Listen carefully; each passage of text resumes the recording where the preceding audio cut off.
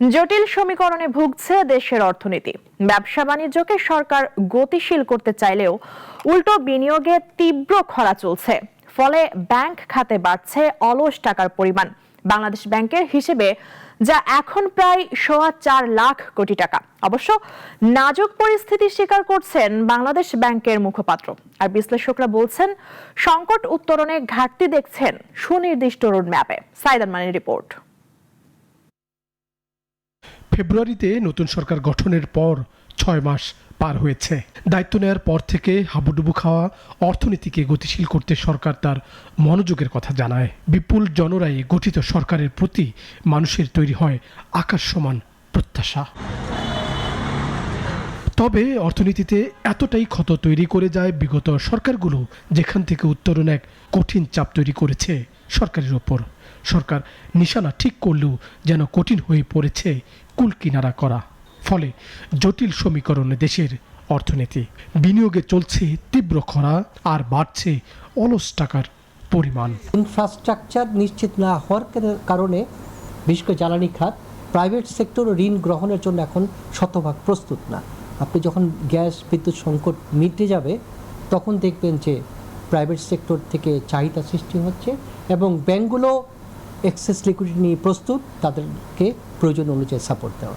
বাংলাদেশ ব্যাংকের তথ্য বলছে ব্যাংকিং খাতে অলস টাকার পরিমাণ এখন প্রায় 4.25 লাখ কোটি টাকা। এক মাসে এটি বেড়েছে প্রায় 1 লাখ কোটি টাকা। অর্থাৎ বেসরকারি খাতে ঋণ চাহিদা এখন নাই বললেই চলে। আর সেটি প্রমাণ হয় ঋণ প্রবাহে নজিরবিহীন মন্দার চিত্র থেকে। সরকার যদি ব্যাংক থেকে বেশি পরিমাণে ঋণ নেয় তাহলে ব্যক্তি খাতের ঋণের প্রভাব কমে যাবে। এটা স্বাভাবিক, যেটাকে আমরা ক্রাউডিং আউট বলি। তো ক্রাউডিং আউটটা ব্যাপকভাবে হচ্ছে, যে কারণে আজকে আমাদের এই ব্যক্তি খাতের ঋণের প্রভাব 4.5% অল টাইম লো নেমে আসছে এবং এটাকে পরিবর্তন করতে হবে। কিভাবে করবে সরকার বা বাংলাদেশ ব্যাংক, সেটার কোনো দিক নির্দেশনা আমরা পাচ্ছি না। বাংলাদেশ ব্যাংক বেসরকারি খাত গতিশীল করতে দিয়েছে এক গুচ্ছ নীতিমালা।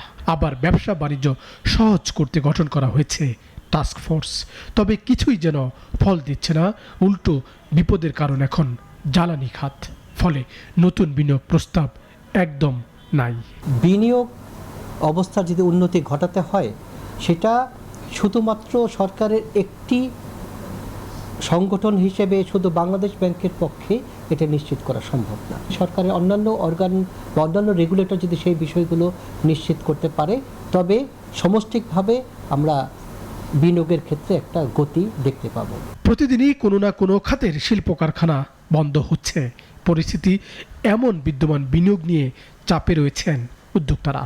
সেখানে ব্যাংকের হাতে যত অলস টাকাই থাকুক, বিনিয়োগে যাওয়াটা যেন ভুল পদক্ষেপ মনে করছেন অনেক উদ্যোক্তা।